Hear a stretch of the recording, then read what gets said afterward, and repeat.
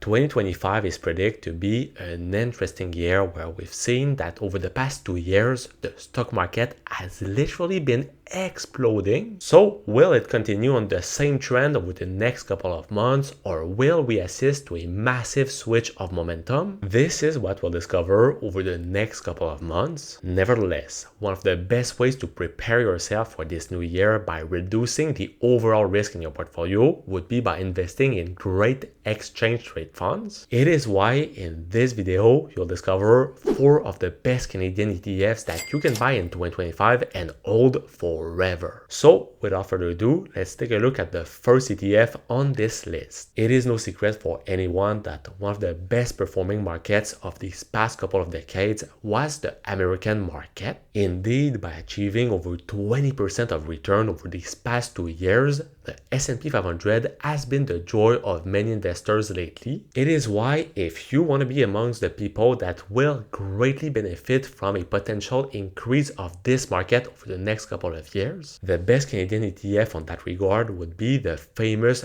Vanguard S&P 500 Index ETF with the ticker VFV. This fund seeks to track the performance of the S&P 500, which is an American index composed of the 500 largest American companies in terms of valuation. It is why by buying this ETF, you are directly buying some of the most lucrative and biggest companies in the world, such as Apple, Nvidia, Microsoft, Amazon, and Meta, which are by themselves worth over 25% of the total assets of this fund. So it makes that with no surprise, the technology sector is by far the most represented sector of this ETF with over 30% of the total assets. And then we can find the financials, the consumer discretionary, and the healthcare as the other largest sectors. Historically, it is important for you to understand that the S&P 500 has been averaging about 10% of return per year. But in the case of VFV, we can notice that over the past 10 years, it has been able to outperform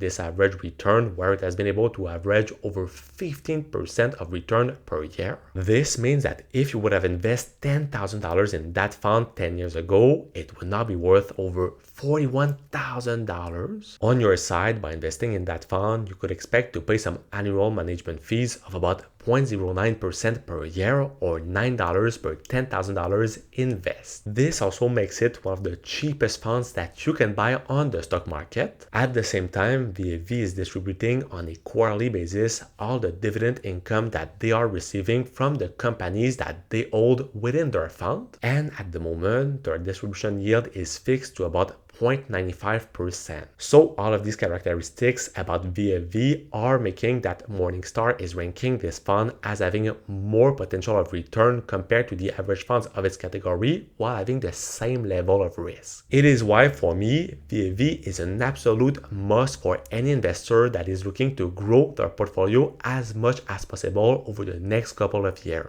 Nevertheless, even if many investors might be quite excited about the rapid growth that we've seen on the American market these past couple of years, another option for you would be to invest in another market that has been growing on a more reasonable pace these past 5 years, which is the Canadian market. Add to this, knowing that the Bank of Canada has been decreasing the policy rate to about 3.25% in 2024 and that it is expected to continue on the same trend for 2025, I would be targeting high dividend companies. It is well known that these businesses are well financed by debt, meaning that they are quite dependent on the fluctuation of the interest rate. So with the decrease of the interest rate, this will greatly help them to increase their profitability and potentially help them to also increase their total value. In that regard, one of the best options for you would be the iShares S&P TS6 Composite High Dividend Index ETF with the ticker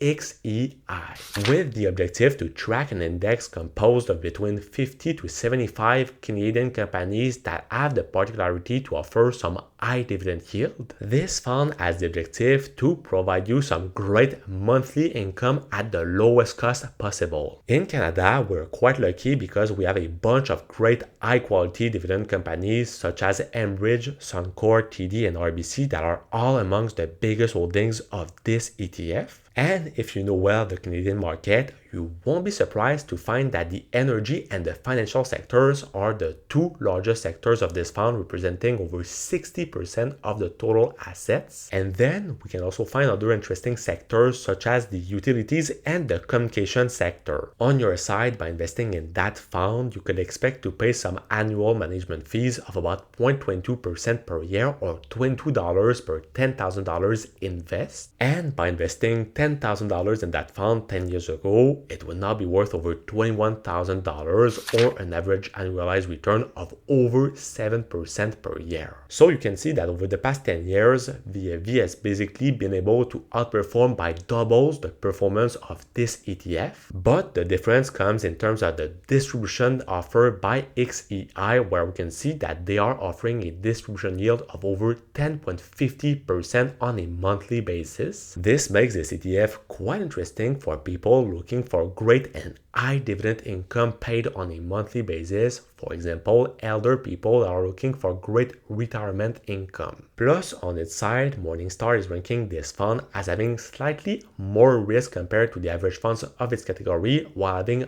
more potential of return. But on your side, if you're adding to add more stability to your portfolio by also receiving great monthly income from it, another option for you would be the BMO Aggregate Bond Index ETF with the ticker ZHJ. On its side, this fund seeks to track the performance of the FTSE Canada Universe Bond Index, which is composed of a variety of debt securities, primarily with a term to maturity greater than 1 year. It is why the vast majority of the holdings of these ETFs are either federal or provincial bonds, as well as different types of corporate bonds. We can also notice that the fixed income allocation of this fund won't surpass 1.50% per security. This is with the objective to diminish the total risk of this ETF by reducing the impact that the potential default of any security could have on it. Indeed, when we're talking about the value of bonds, there are multiple factors that can have an impact on it. First, there is the ratings of it. So what is the rater's appraisal of the issuer's credit worthiness that can range from AAA to D? In the case of government bonds, they are usually found within the A sections, meaning that they are quite reliable. So it means that usually they will have less risk of defaulting compared to corporate bonds. Add to this, the maturity of the bond will also have a certain impact on the value of it. For fixed income security, it is often seen that longer maturity is a warrant of security. In the case of this ETF, it would mean that with maturities that are all exceeding 1 year, the fund would be quite safe. And finally, one of the last criteria to evaluate the value of bonds would be with the interest rate. Bonds and interest rate are known to have an inverse relationship. This means that when the interest rate will increase, the bond price will decrease and vice versa. So normally, with the numerous decrease of the policy rate that we've seen over the past couple of months,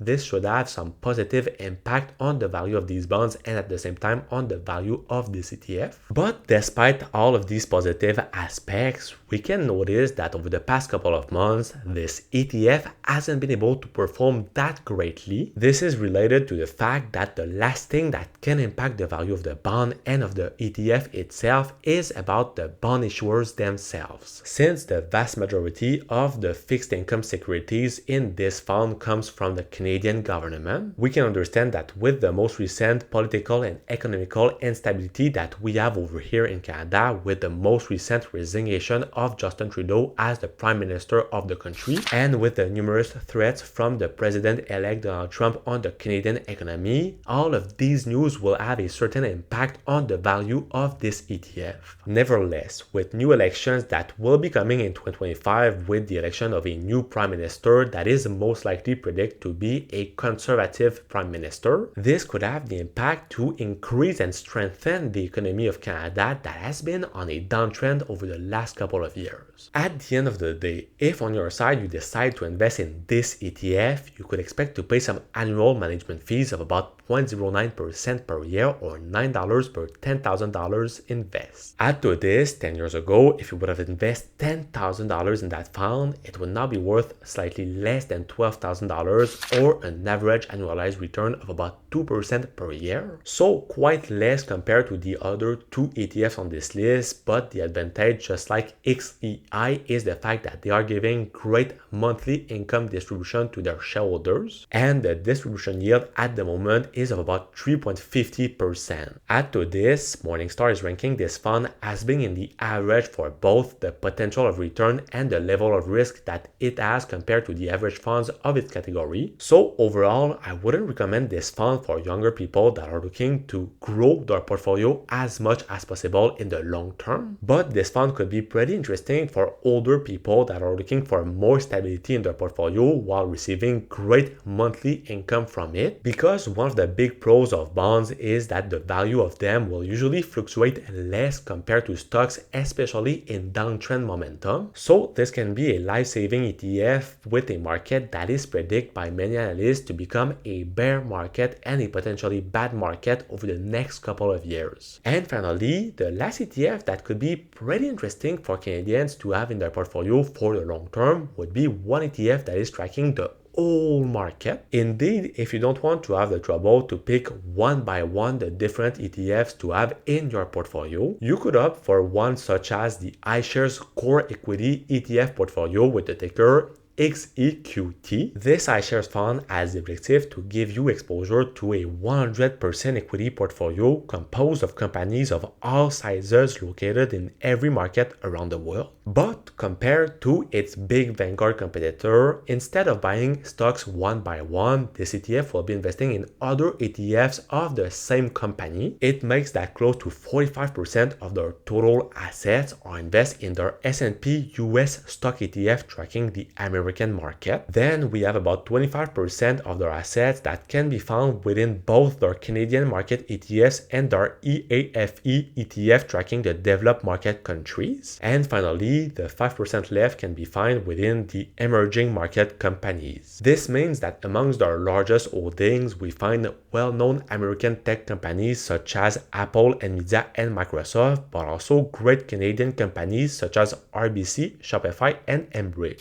In total, with no surprise, we find that the US companies are the most represented in this fund, followed by Canada, Japan, the United Kingdom, and France. On your side, by holding this fund, you could expect to pay some annual management fees of about 0.20% per year or $20 per $10,000 invest. And since the inception of this fund in 2019, if you would have invested about $10,000 in that fund, it would now be worth about $19,000, which represents an average annualized return of about 12% per year. This type of ETF could definitely be a great one for you to diversify your asset while giving a great quarterly income distribution of close to 3.24% at the moment. And on its side, Morningstar is ranking this fund as having more potential of return compared to the average funds of its category while having the same level of risk. So there you have it. Those were the 4 best Canadian ETFs that you can buy in 2025 and hold forever. But now, if you are a new investor or a more advanced investor that is looking for the best online broker either in Canada or in the US to invest in the stock market, I have recently decided to transfer most of my money towards Moomoo because of the low fees and the big perks that they are offering to their customers. So to learn more about this online broker, check out the link in the description of this video. And if you're looking for the main differences between the 3 most popular and the biggest Canadian ETFs on the market, well, check out the video that's gonna be right over here, and I will see you soon. Peace.